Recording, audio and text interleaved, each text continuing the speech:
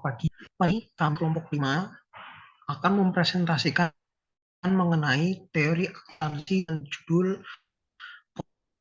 Positive Theory of Accountancy Disclosure.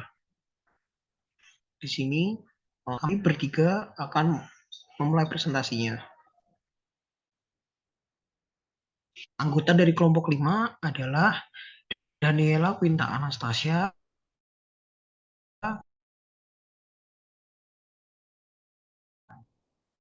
dengan nomor 20, saya Hidayah Nadia Akvan Nabila dengan nomor NIM 2020 12 11 065. Pembacaan materi akan dimulai oleh Daniela Quinta Anastasia, lalu dilanjutkan oleh saya, dan dilanjutkan oleh Nadia Akvan Nabila. Kepada Daniela Quinta Anastasia, waktu dan tempat saya persilakan. Terima kasih Resnadia. Yang akan dibahas pada bab pertama ini adalah teori positif dan latar belakangnya. Sebelumnya pada chapter sebelumnya telah dibedakan dua klasifikasi utama dari teori akuntansi, yaitu ada normatif dan ada positif. Teori normatif bersifat menentukan dan didasarkan pada pertimbangan nilai atau value judgment mengenai tindakan apa yang seharusnya dilakukan. Contohnya, IASB yang mendukung kegunaan dalam pengambilan keputusan atau decisions usefulness sebagai tujuan utama atas informasi akuntansi.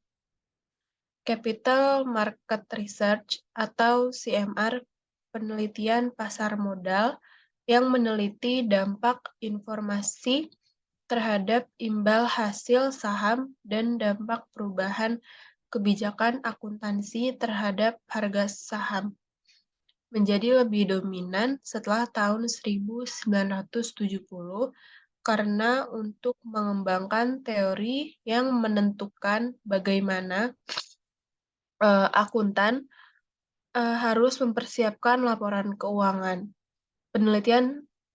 Peneliti harus lebih dahulu mengetahui apakah investor menggunakan laporan keuangan dan bagaimana menggunakannya. Meskipun demikian, CMR belum memberikan pengetahuan lengkap yang dibutuhkan oleh peneliti, praktisi, dan regulator. Contohnya, dikarenakan sulit untuk memprediksi bagaimana pasar akan bereaksi terhadap informasi akuntansi ketika manajer beralasan untuk melakukan praktik akuntansi tertentu tidak diketahui. Yang kedua, CMR tidak secara spesifik berhubungan dengan isu-isu stakeholder penting lainnya seperti dampak aturan akuntansi terhadap pemberi pinjaman atau lenders atau pengguna laporan akuntansi lainnya yang bukan merupakan shareholder perusahaan. Next.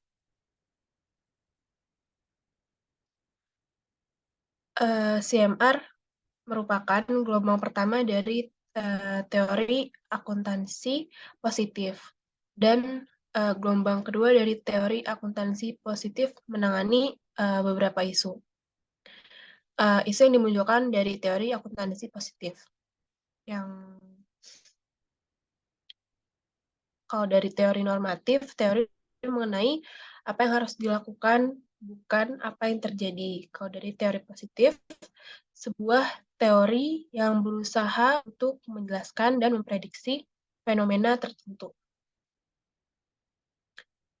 Yang pertama ada mengapa manajer membuat laporan akuntansi apabila tidak ada aturan yang mengharuskannya. Kedua, mengapa manajer membuat keputusan akuntansi yang sistematis dan meminta pembuat standar untuk mempengaruhi praktek akuntansi. 3. Apa yang memotivasi keputusan akuntansi seseorang manajer? 4. Apabila badan usaha diminta mengubah praktek akuntansi, tindakan apa yang akan dilakukan manajemen yang dapat mempengaruhi perilaku pasar modal dan pihak lainnya.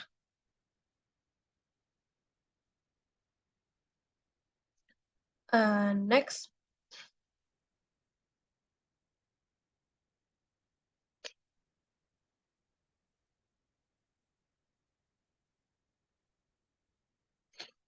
Terbelakangnya, penelitian pasar modal yang menjelaskan dampak akuntansi pada investasi saham, harga dan volume. Yang kedua, efisien market hipotesis dan asumsinya. Informasi tersedia secara penuh, tidak ada biaya transaksi, tidak ada pajak, pasar persaingan sempurna.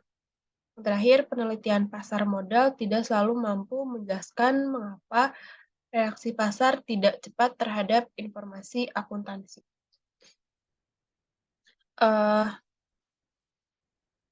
Untuk tuntutan awalnya, untuk teori CMR atau Capital Market Research selama tahun 1970 memberikan langkah awal yang penting dalam menjelaskan pengaruh akuntansi terhadap investasi saham, khususnya terhadap harga saham dan volume penjualan atau pembelian saham.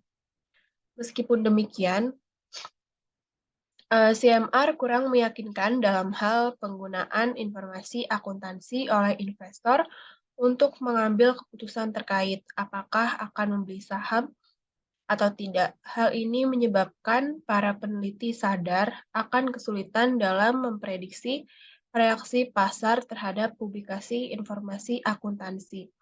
Ketika para peneliti tidak memiliki teori yang kuat untuk menjelaskan mengapa para manajer mempersiapkan laporan akuntansi dan mengapa mereka memilih untuk menerapkan prinsip akuntansi tertentu. Untuk memahami pentingnya pemilihan akuntansi, perlu untuk memahami prinsip ekonomi dasar dan premis-premis yang mendasarinya.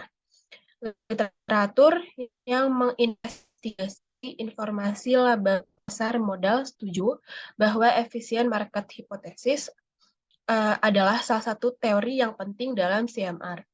Sebagaimana teori harga klasik, EMH mengandalkan asumsi pasar sempurna. Contohnya, informasi yang tersedia bebas biaya transaksi, tidak ada pajak, dan tidak ada monopoli. Berdasarkan asumsi ini, harga-harga dengan segera dan tanpa biaya tersesuaikan untuk mencerminkan informasi akuntansi.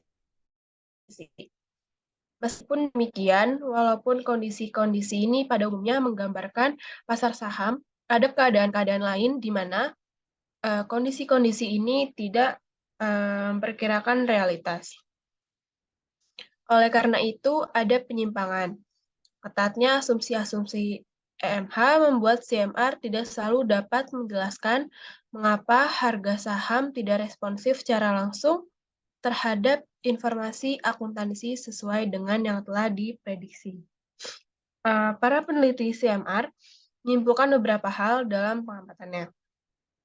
Yang pertama, walau belum adanya aturan bagi perusahaan untuk menyiapkan laporan akuntansi, perusahaan secara sukarela melakukan pelaporan akuntansi dan laporan tersebut diaudit. Untuk melakukan hal-hal tersebut tentunya melakukan pelaporan akuntansi dan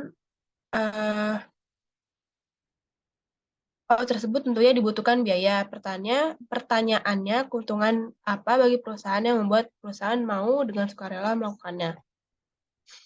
Kedua, perusahaan-perusahaan melobi pembuat standar dan tentunya hal ini menelan biaya. Apa yang menjadi keuntungan bagi perusahaan atas melobi? Ketiga, perusahaan mengambil kebijakan akuntansi yang terkait dengan karakteristik perusahaan. Keempat, secara keseluruhan, perusahaan cenderung untuk memilih metode akuntansi yang konservatif dalam mengukur laba, aset, dan ekuitas. CMR tidak dapat menjawab semua permasalahan-permasalahan dan hipotesis bahwa akuntansi dibuat untuk memungkinkan investor pada pasar modal untuk melakukan pengambilan keputusan yang baik. Tidak dapat menjelaskan secara memuaskan.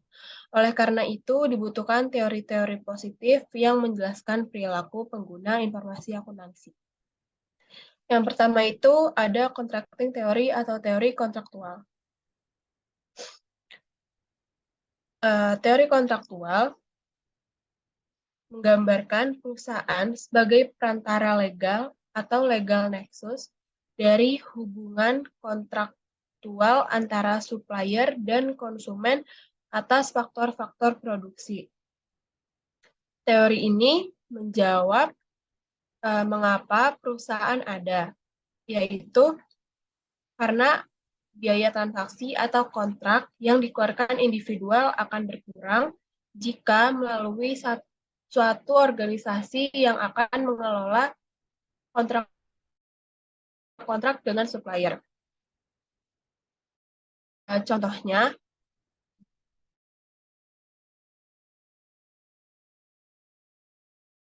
jika kita ingin makan es krim, kita pertama membuat kontrak secara terpisah dengan produsen susu, produsen gula, memotong kayu untuk mendapatkan stick, perusahaan elektronik untuk membeli kulkas, dan modal adalah pergi ke toko es krim dan membeli yang sudah jadi. Toko ini sudah mempunyai kontrak dengan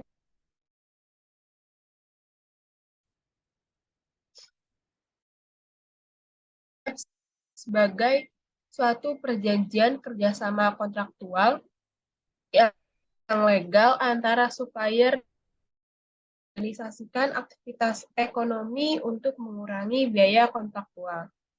Yang pertama ada manajemen kontraktual, pemantauan dan pengendalian kinerja kontraktor guna memastikan hasil kontrak yang optimal. Yang kedua ada debt contract. Debt contract adalah salah satu faktor yang dianggap berpengaruh terhadap kebijakan revaluasi aset tetap.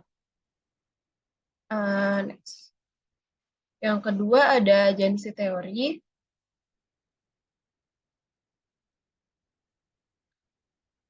Teori ini muncul ketika adanya hubungan kerjasama antara prinsipal dan agen. Kontrak di mana satu pihak atau prinsipal mengikat pihak lain atau agen untuk menjalankan operasional perusahaan yang telah ditentukan prinsipal. Adanya perbedaan kepentingan antara pihak-pihak tersebut memunculkan agency problem. Agency cost digunakan untuk mengatasi perbedaan kepentingan atau agency problem yang terjadi. Agency cost terdiri atas yang pertama monitoring cost, kedua bonding cost, ketiga residual loss. Next. Yang pertama itu ada monitoring cost. Monitoring cost yaitu biaya ini dikeluarkan oleh prinsipal supaya dapat memantau, mengukur, dan mengontrol kinerja agen. Contohnya adalah auditing cost, rencana kompensasi, dan pembuatan SOP. Biaya ini sebenarnya secara tidak langsung ditanggung oleh agen. Contohnya ketika prinsipal menerapkan pemberian remunerasi terhadap manajer sesuai dengan kinerja manajer. Maka manajer yang kinerjanya buruk akan dibayar lebih sedikit daripada yang kinerjanya bagus. Cara prinsipal melindungi diri dari tanggungan biaya monitoring ini disebut dengan price protection. Next. Lalu ada bonding cost. Biaya ini muncul karena agen berusaha untuk mengurangi biaya monitoring yang ditanggungnya. Karena prinsipal melakukan price protection, sehingga agen berusaha membangun hubungan yang baik dengan prinsipal dan mematuhi aturan yang ditetapkan prinsipal. Bonding cost yang harus ditanggung oleh agen antara lain, yang pertama adalah waktu dan usaha untuk menerbitkan laporan keuangan yang lebih reguler. Kedua, batasan-batasan terhadap aktivitas manajer. 3, keuntungan yang hilang karena agen dilarang untuk menjual rahasia perusahaan ke persaingan ketika marginal cost of monitoring cost sama dengan marginal cost of bonding cost, maka tidak akan ada bonding cost. Selanjutnya, residual loss. Walaupun adanya monitoring dan bonding, ada kemungkinan agen tidak mematuhi keinginan prinsipal secara tepat. Contohnya, manajer mungkin akan mengubah akun-akun untuk memaksimalkan bonusnya. Dengan demikian, net value dari output agent akan kurang sehingga jika agent berlaku sesuai kehendak prinsipal, kerugian atas net value ini disebut dengan residual loss. Selanjutnya, manager shareholder agency relationship. Manajer sebagai agen dari pemilik dapat bertindak sesuai kepentingannya sendiri. Semakin sedikit kepemilikan manajer dalam perusahaan, semakin besar kemungkinan adanya perbedaan kepentingan antara prinsipal dan agen. Manajer menanggung biaya monitoring yang dilakukan prinsipal, sehingga manajerlah penentu dari biaya monitoring tersebut. Jika manajer memberi keyakinan yang tinggi bahwa manajer akan berlaku sesuai kepentingan shareholder dan harga pasar meningkat demi kemakmuran shareholder, maka monitoring akan berkurang.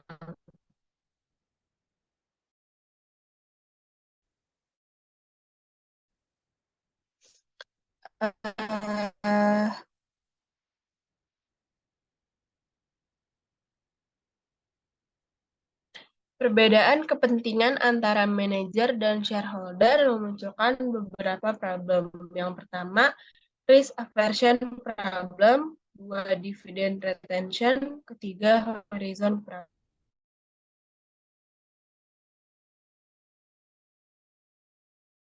Tinggi potensi pengambilan. Pandangan ini sangat berbeda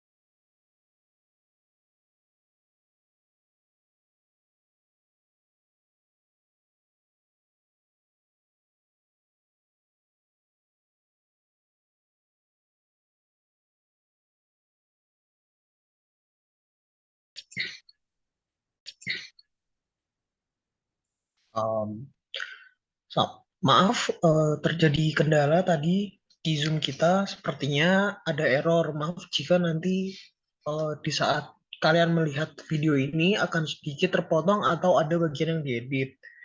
Kepada Daniela Quinta Anastasia, dipersilakan melanjutkan presentasinya. Karena tadi ada kendala, saya ulang lagi dari manager shareholder agency relationship. Next. Manager shareholder agency relationship. Manajer sebagai agen dari pemilik dapat bertindak sesuai kepentingannya sendiri. Semakin sedikit kepemilikan manajer dalam perusahaan, semakin besar kemungkinan adanya perbedaan kepentingan antara prinsipal dan agen. Manajer menanggung biaya monitoring yang dilakukan prinsipal, sehingga manajerlah penentu dari biaya monitoring tersebut. Jika manajer memberi keyakinan yang tinggi bahwa manajer akan berlaku sesuai kepentingan shareholder dan harga kemakmuran shareholder, maka monitoring akan berkurang. Ada perbedaan kepentingan antara manajer dan shareholder yang memunculkan beberapa problem. Yang pertama ada risk aversion problem, kedua dividend retention, ketiga horizon problem. Yang pertama ada risk aversion problem. Risk aversion adalah masalah yang disebabkan oleh hubungan antara risiko dan return. Menurut pemegang saham, semakin tinggi risiko, semakin tinggi potensi pengembalian. Pandangan ini sangat berbeda dari manajer. Mereka kurang bersedia untuk mengambil risiko karena pekerjaan sebagai manajer adalah sumber utama pendapatan mereka. Jika manajer terus mengambil proyek yang kurang berisiko, maka ini akan menyebabkan keuntungan yang rendah atau pengembalian yang tidak pemegang saham inginkan. Namun, masalah ini dapat dikurangi dengan memberikan insentif bonus atau paket remunerasi terkait dengan laba akuntansi, sehingga manajer akan terlibat dalam mengambil risiko yang lebih tinggi untuk mencapai bonus tersebut. Next.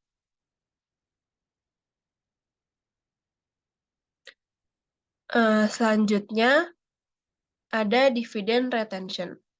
Masalah kedua disebut dengan dividend retention, yang merupakan kemampuan manajer untuk membayar sedikit pendapatan perusahaan dalam bentuk dividen dan mempertahankannya lebih banyak sehingga mereka bisa berinvestasi dalam pertumbuhan perusahaan yang akan menguntungkan mereka. Sekali lagi, pandangan ini ditentang oleh pemegang saham karena mereka lebih suka memperoleh dividen sehingga mereka dapat berinvestasi lebih lanjut dimanapun mereka inginkan. Selanjutnya, horizon problem. Masalah ketiga adalah perbedaan pandangan dan dapat dengan mudah dikaitkan dengan insentif bonus jangka panjang untuk mengatasi masalah ini. Hal ini menjadi masalah ketika manajer mengharapkan untuk bekerja dengan perusahaan dalam jangka waktu yang singkat dan berkaitan dengan kinerja perusahaan sementara saat mereka mengelolanya. Untuk menghindari masalah ini, prinsipal memastikan bahwa manajer mengambil kebijakan yang bersifat demi jangka panjang perusahaan, yaitu memberi bonus dalam bentuk saham. Selanjutnya, spesifik kontraktual dilakukan oleh prinsipal untuk mendorong manajer agar bertindak sesuai kepentingan prinsipal. Yang pertama, menyediakan rencana bonus di mana batas atas bonus sebagian tergantung pada rasio pembayaran dividen perusahaan. Membayar manajer lebih berdasarkan pergerakan harga saham sebagai manajer mendekati pensiun. Ketiga, membayar bonus pada tingkat progresif sebagai peningkatan keuntungan yang dilaporkan. Yang terakhir, kurangnya remunerasi dengan kompensasi berbasis saham sebagai kepemilikan manajer dalam peningkatan perusahaan. Next. Selanjutnya akan dilanjutkan oleh Restandia. Saya kembalikan ke Restandia. Terima kasih Nadia. Maaf, maksud saya terima kasih Daniela Pinta Anastasia. Selanjutnya saya akan melanjutkan yaitu shareholder, stakeholder, agency relationship.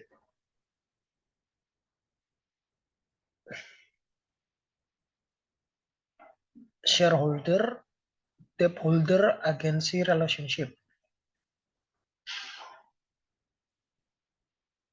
Ketika kita membahas peran kontrak utang dalam konteks lembaga, kita asumsikan bahwa manajer adalah pemilik tunggal dari perusahaan atau memiliki kepentingan yang benar-benar selaras dengan kepentingan pemilik. Artinya, prinsipal dalam hal ini adalah kreditor atau pemberi pinjaman. Agen adalah manajer yang bertindak atas nama pemegang saham atau pemilik lainnya. Mengingat bahwa nilai perusahaan meliputi jumlah utang ditambah dengan nilai dari ekuitas. Salah satu cara untuk meningkatkan nilai ekuitas adalah dengan meningkatkan nilai dari ekuitas. Salah satu cara untuk meningkatkan nilai ekuitas adalah dengan meningkatkan nilai value perusahaan, yang lain adalah dengan mentransfer kekayaan dari kreditor.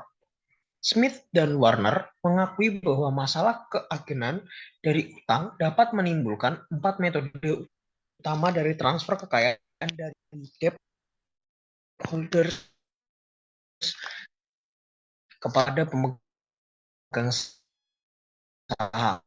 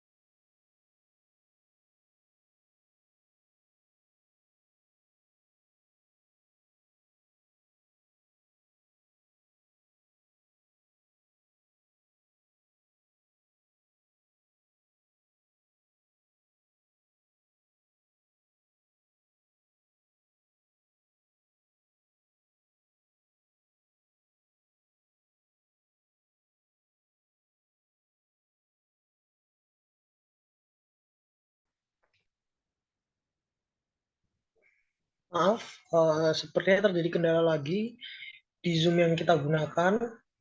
Saya akan melanjutkan apa yang tadi saya jelaskan. Namun jika nanti kalian menonton ada sedikit editan atau terputus yang sambungan yang tidak jelas, itu mungkin karena hasil editing kami. Selanjutnya adalah shareholder, debt holder, agency relationship. Ketika kita membahas peran kontrak utang dalam konteks lembaga, kita asumsikan bahwa manajer adalah pemilik tunggal dari perusahaan atau memiliki kepentingan yang benar-benar selaras dengan kepentingan pemilik. Artinya, prinsipal dalam hal ini adalah kreditor atau pemberi pinjaman. Agen adalah manajer yang bertindak atas nama pemegang saham atau pemilik lainnya. Mengingat bahwa nilai perusahaan meliputi jumlah utang ditambah dengan nilai dari ekuitas. Salah satu cara untuk meningkatkan nilai ekuitas adalah dengan meningkatkan nilai value perusahaan. Yang lain adalah dengan mentransfer kekayaan dari kreditor. Smith and Warner mengakui bahwa masalah keagenan dari utang dapat menimbulkan 4 metode utama dari transfer kekayaan dari debt holders kepada pemegang saham. 1. The excessive dividend payment. 2. Substitusi aset. 3. Kurangnya investasi. Dan yang keempat, claim dilution. The excessive dividend payment. Masalah pembayaran dividen yang berlebihan muncul ketika pembayaran utang yang dipinjamkan kepada perusahaan diasumsikan dengan tingkat tertentu dari pembayaran dividen. Penerbitan dividen lebih tinggi mengurangi basis aset untuk membayar utang dan mengurangi nilai hutang. Pada situasi ekstrim, manajemen meminjam dan kemudian membayar semua dana yang dipinjamkan dalam bentuk dividen. Pemegang saham mendapatkan keuntungan di bawah skema tersebut karena mereka telah menerima uang tunai, tetapi dengan limited liability, berarti mereka tidak secara pribadi bertanggung jawab atas hutang dari perusahaan dalam hal kepailitan.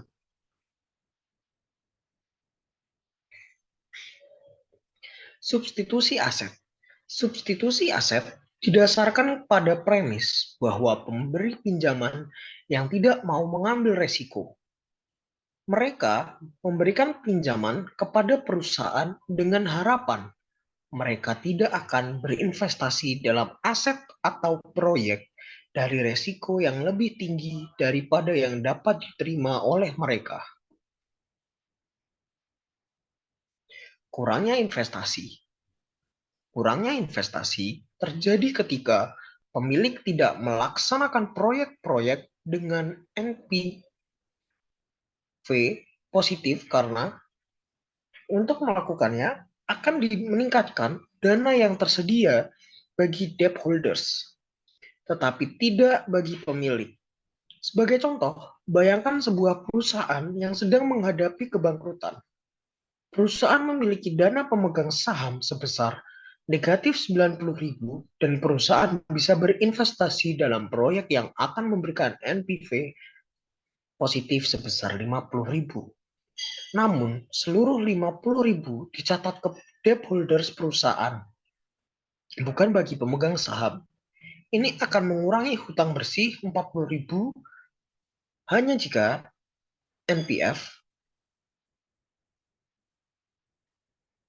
NPV proyek yang diperoleh positif lebih dari 90.000 akan memaksimalkan kekayaan pemilik sehingga berinvestasi dalam proyek.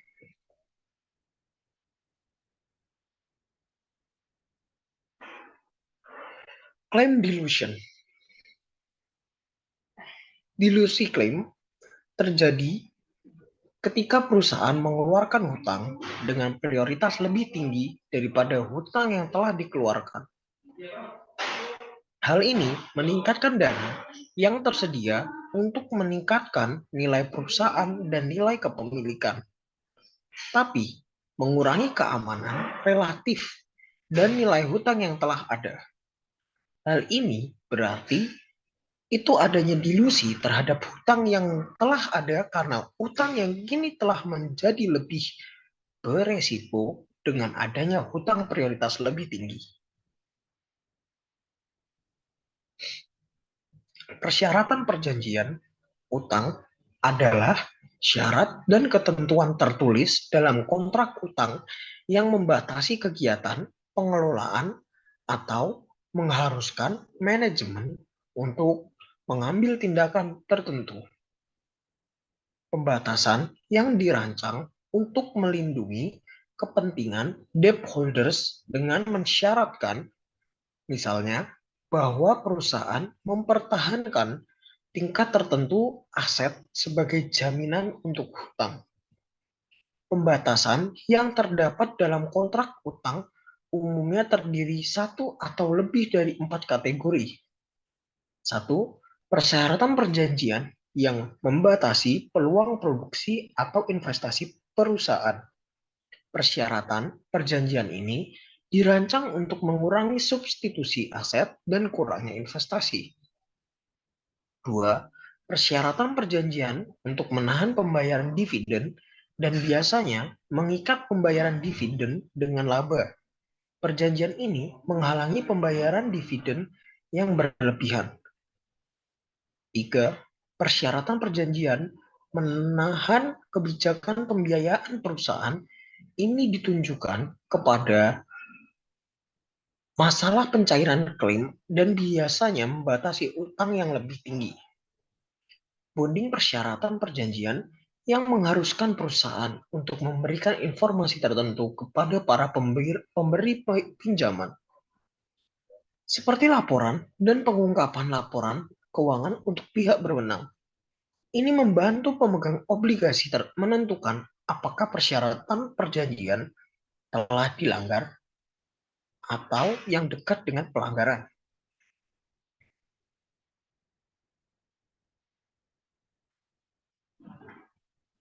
Ex post opportunism versus ex ante efficient contracting.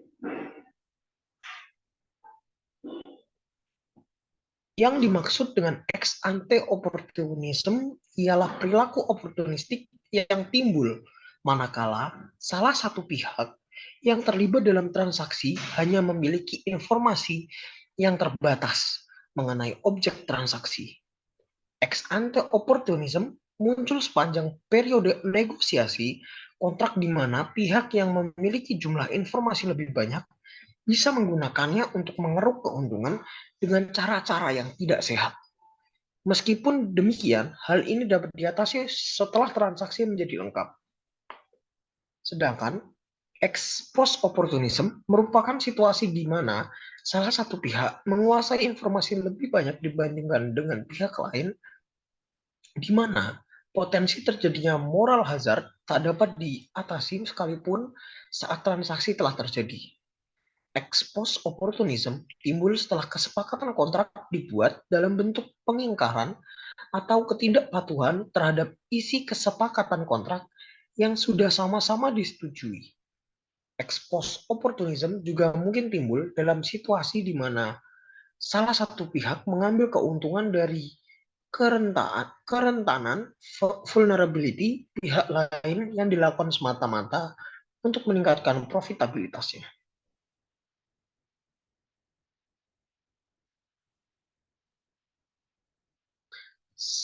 Signaling teori. Dalam perspektif ini, manajer memberikan informasi kepada investor untuk membantu pengambilan keputusan mereka. Signaling teori adalah suatu mekanisme yang menunjukkan bahwa suatu perusahaan mempunyai tanda-tanda yang positif tentang kondisi internal perusahaan untuk meningkatkan kepercayaan bahwa perusahaan memiliki kualitas yang tinggi dan menguntungkan agar dapat menarik minat dari para calon investor. Contohnya, yaitu peningkatan laba bersih dari tahun ke tahun untuk prospek, di mana yang akan datang sinyal pemberian dividen bagi shareholders. Selanjutnya akan dilanjutkan oleh Nadia Akvanabila. Kepada Nadia Akvanabila, waktu dan tempat saya persilakan. Terima kasih Reza. Selanjutnya saya akan menjelaskan mengenai proses politis, konservatisme, standar akuntansi, dan biaya keagenan. Next. Proses politik. Teori akuntansi positif juga model proses politik yang melibatkan hubungan antara perusahaan dan pihak lain yang berminat dalam perusahaan, seperti pemerintah, serikat buruh, dan kelompok masyarakat. Seperti dalam konteks hutang dan kontrak manajemen kompensasi, akuntansi adalah penting dalam proses politik sebagai salah satu sumber informasi tentang perusahaan. Proses politik mengupayakan biaya politik seminimal mungkin. Bagaimana menyajikan informasi bagi pihak yang berkepentingan sehingga unsur politik dapat diminimalisasi. Next. Konservatisme, accounting, standard, and agency cost.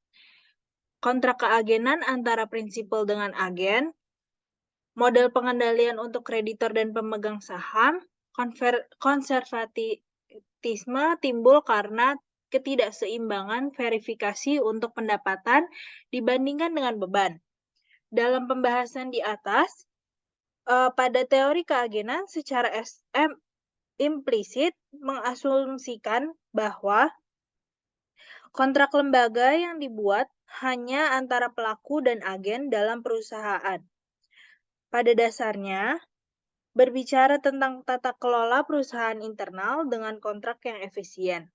Artinya, Dalam sebuah pasar modal yang berfungsi dengan baik, dengan demokrasi pemegang saham dan perusahaan, ada tingkat yang meminimalkan biaya agensi.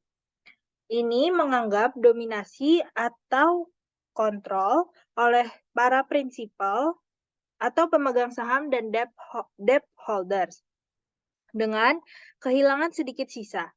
Informasi yang tidak lengkap, info yang jelek dilaporkan, sedangkan yang baik tidak, sehingga itu tidak fair. Next.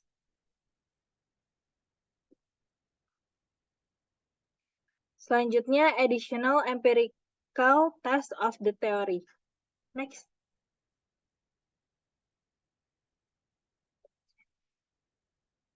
Setelah model didirikan untuk kontrak dalam sebuah perusahaan dan dalam proses politik, hipotesis umum dikembangkan untuk menjelaskan pilihan akuntansi yang melibatkan transfer kekayaan dari pengembangan. Penelitian pertama dilakukan oleh Watts dan Zimmerman yang memeriksa posisi bahwa manajer perusahaan mengambil pendapat untuk tahun 1974 FASB-AS pembahasan tentang memorandum pada GPLA atau penyesuaian akuntansi tingkat harga umum. Next.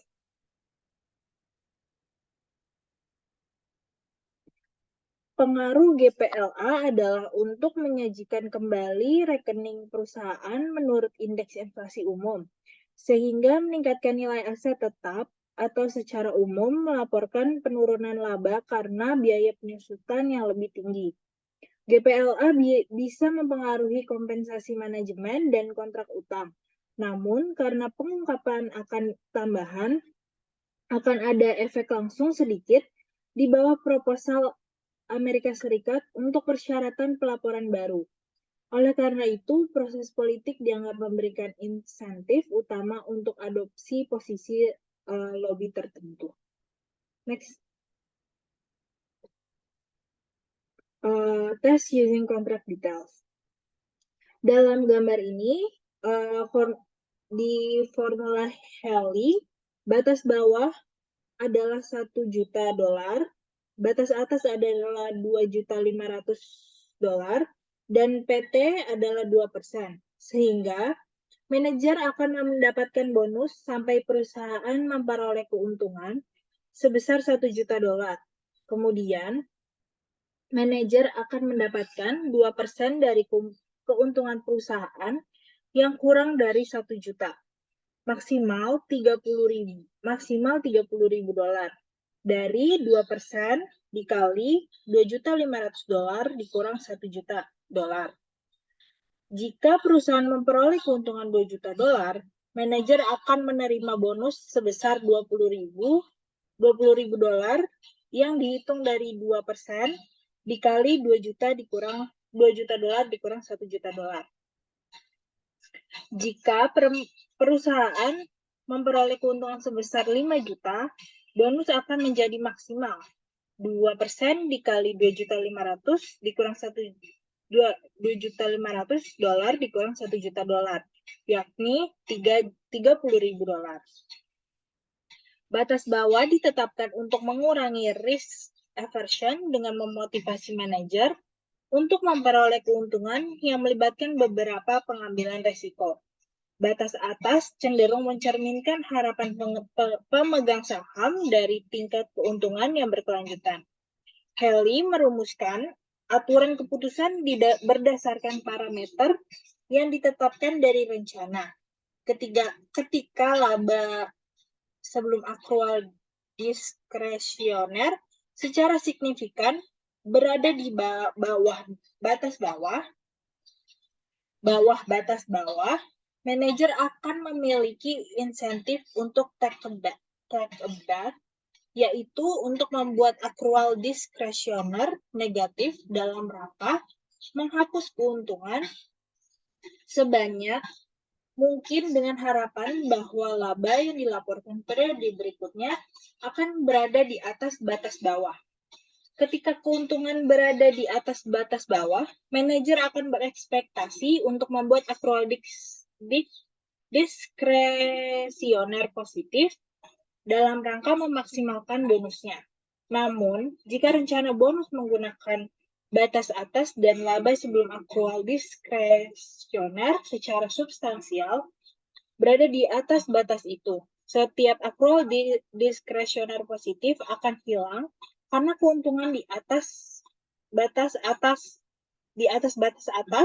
tidak akan dikompensasi. Oleh karena itu, manajer akan memiliki insentif untuk membuat akrual negatif untuk batas atas rencana tersebut. Akrual ini dapat dibalik untuk meningkatkan bonus di masa depan. Next.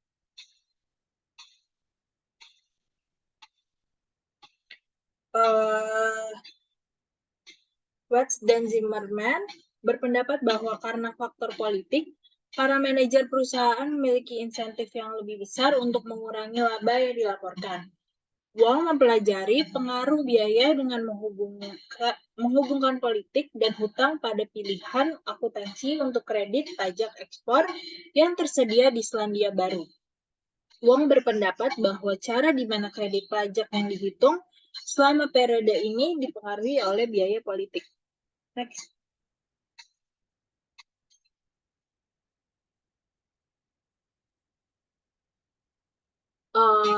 Kedua metode yang tersedia untuk menghitung kredit adalah yang pertama metode pengurangan pajak atau TRM, di mana kredit dikurangkan dari beban pajak. Yang kedua ada kredit metode penjualan atau CSM, di mana pajak penghasilan ditampilkan sebagai sosok kotor karena kredit pajak ini dibagi langsung ke penjualan. Wong menguji 3 hipotesis. Yang pertama, perusahaan dengan tarif pajak rendah melaporkan lebih cenderung menggunakan CSM. Yang kedua, perusahaan dengan jumlah besar kredit pajak ekspor lebih cenderung menggunakan CSM. Yang ketiga, perusahaan-perusahaan besar lebih cenderung menggunakan CSM. Hipotesis ketiga dianggap mencerminkan hubungan antara ukuran dan profil politik. Hipotesis 2 yang pertama didasarkan bahwa perusahaan dengan jumlah tinggi perdebatan kredit pajak. Next.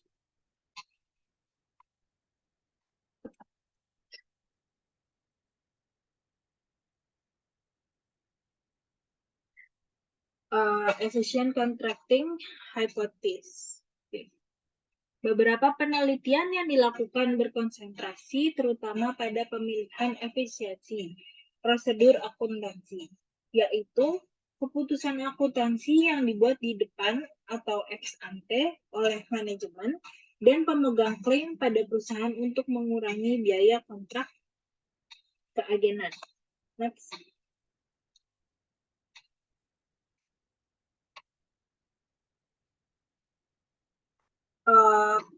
Selanjutnya ada kapitalisasi biaya bunga. Kapitalisasi adalah penentuan nilai pembukuan terhadap semua pengeluaran untuk memperoleh aset tetap sehingga siap pakai untuk meningkatkan kapasitas atau efisiensi dan atau memperpanjang umur teknisnya dalam rangka menambah nilai-nilai aset tersebut. Yang pertama meningkatkan laba, yang kedua mengurangi tingkat leverage.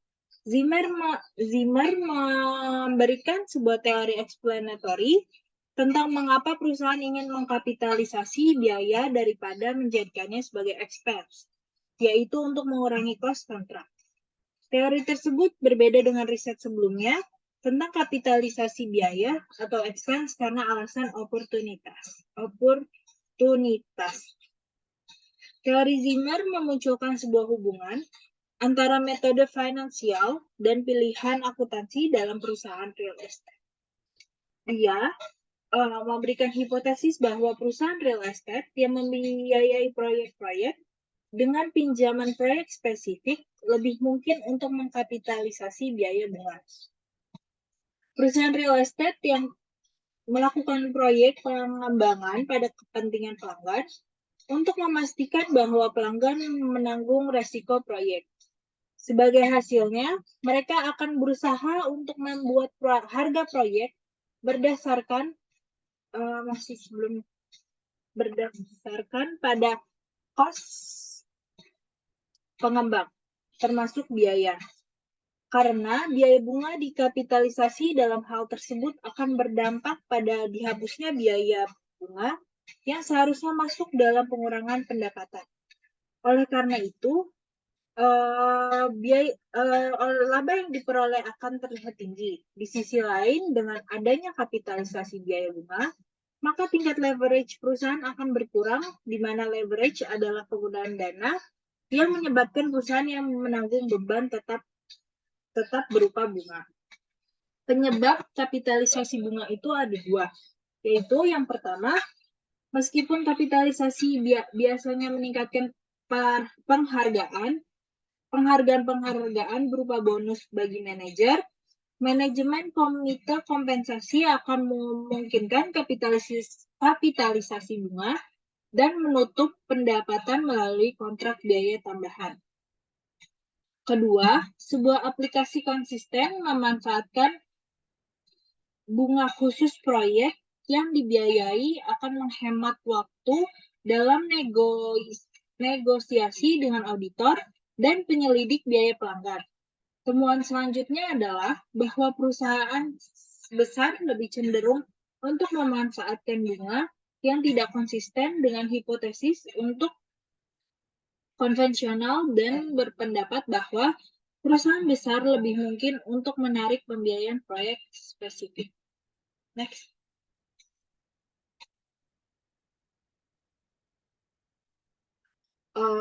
Selanjutnya ada perubahan anggota direksi. Yang pertama, meningkatkan kinerja jangka pendek. Yang kedua, memperoleh bonus dengan mengurangi biaya penelitian dan pengembangan. Yang ketiga, kontrak manajemen dapat diimbangi dengan kompensasi berbasis kinerja atau saham. Dekau dan Sloan melakukan pengujian apakah problem horizon akan memotivasi direksi untuk meningkatkan kinerja jangka pendek pada tahun terakhir untuk menjabat, dan demikian pula dengan bonus mereka dengan cara memangkas biaya riset dan pengembangan. Hasil pengujian tersebut mengindikasikan bahwa direksi melakukan pengeluaran riset dan pengembangan pada akhir masa jabatan mereka. Meskipun demikian, pengaruh pada kompensasi manajemen dapat diminimalisasi dengan kepemilikan saham direksi. Lebih lanjut, tidak ada bukti bahwa reduksi biaya berhubungan dengan buruknya kinerja perusahaan maupun pengurangan biaya investasi dari waktu ke waktu. Sebenarnya, pada awal menjabat sebagai direksi, biaya riset dan pengembangan meningkat.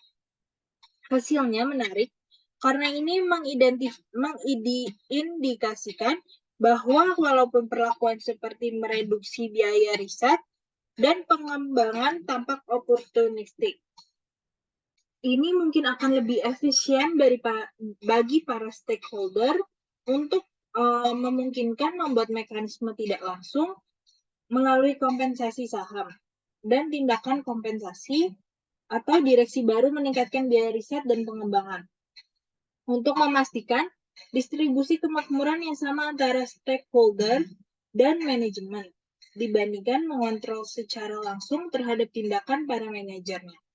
Studi Dekau dan Sloan nampak mengindikasikan kontrak manajemen dapat diimbangi dengan kompensasi berbasis kinerja saham. Next.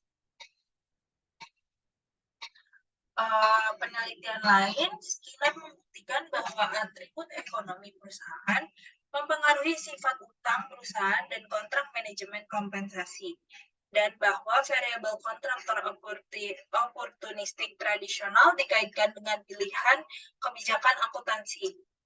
Dia menemukan bukti terbatas hubungan langsung antara atribut ekonomi yang mendasari dan keputusan akuntansi. Sebaliknya, Bradbury, Godfrey, dan Koch menemukan bahwa keputusan akuntansi goodwill perusahaan Selandia Baru lebih berkaitan dengan atribut ekonomi perusahaan daripada variabel kontraktor tradisional. Mereka atribut beberapa perbedaan antara hasil mereka dan Skinner dengan fakta bahwa akuntansi di Selandia Baru kurang dibatasi dengan kurang dibatasi dibandingkan di Amerika Serikat, sehingga banyak oportunistik bagi para manajer untuk mengadopsi kebijakan-kebijakan yang mencerminkan posisi ekonomi perusahaan. Next.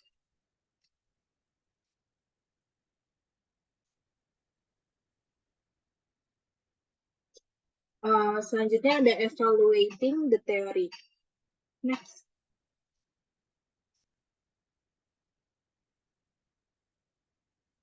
Evaluasi atas teori positif, ada beberapa kritik terhadap teori akuntansi positif. Yang pertama, kritik terhadap filosofi. Itu berarti positif menganut bahwa peneliti berada di luar area penelitian serta memaksimalkan utilitinya. Hal ini mungkin terjadi karena peneliti selalu berada pada area yang ditelitinya, dan maksimalitas utility tidak mungkin dicapai hanya sebatas pada kepuasan atau Herbert Simons. Yang kedua, ada kritik terhadap metodologi, di mana teori positif menganut pendekatan bahwa maksimalisasi keuntungan dapat diperoleh melalui harga keseimbangan pasar. Hal ini tidak mungkin karena penelitian dengan harga keseimbangan pasar sangat sedikit pengaruhnya terhadap kontribusi penelitian akuntansi. Dan yang terakhir ada kritik terhadap penelitian dengan pendekatan ekonomi, yaitu pemaksimalisasi individu yang tidak mungkin atau tidak mudah untuk menghitungnya. Meskipun demikian, teori positif mempunyai peran informasi yang mampu membantu manajer, auditor, kreditor dalam melakukan prediksi dari kelakuan akuntansi yang dipilih sehingga bisa menetapkan kontrak yang efisien. Next. Selanjutnya akan dijelaskan oleh Resnadia. Saya kembalikan ke Resnadia.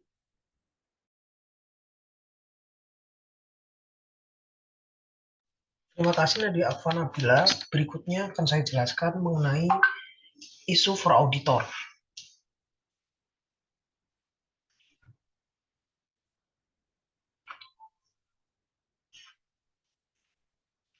Isu for auditor.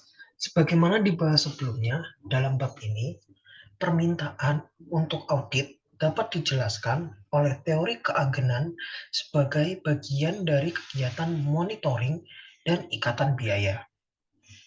Nomor akuntansi digunakan dalam kontrak untuk menentukan kompensasi manajemen dan sebagian besar dari perjanjian utang. Angka-angka akuntansi yang diwajibkan oleh hukum untuk audit. Namun, ada beberapa bukti bahwa audit akan menuntut jika tidak ada hukum.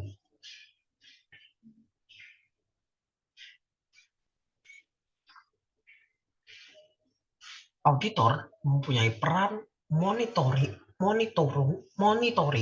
dalam teori keagenan. Kualitas auditor diperlukan untuk klien yang ingin memberikan sinyal kualitas yang bagus atau karena adanya konflik keagenan atau mekanisme pengendalian yang lemah.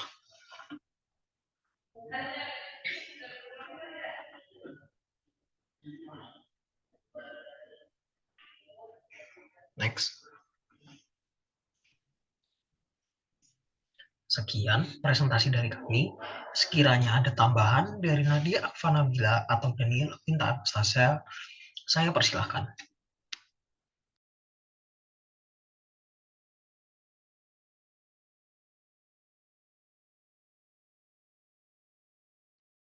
Dari saya cukup.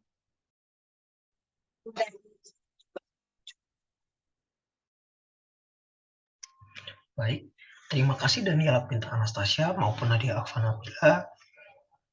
Terima kasih kepada penonton yang sudah mengikuti presentasi kami pada hari ini. Sekiranya ada salah kata maupun hal yang kurang dari kami, maupun ada kekurangan dari materi yang kami sampaikan, kami mohon maaf. Terima kasih telah menonton. Selamat siang dan semoga esok pagi bisa melanjutkan aktivitasnya dengan baik. Kepada Daniela Quinta Anastasia serta Nadia Affa Nabila, saya ucapkan terima kasih. Selamat siang. Terima kasih Nadia, terima kasih Reza.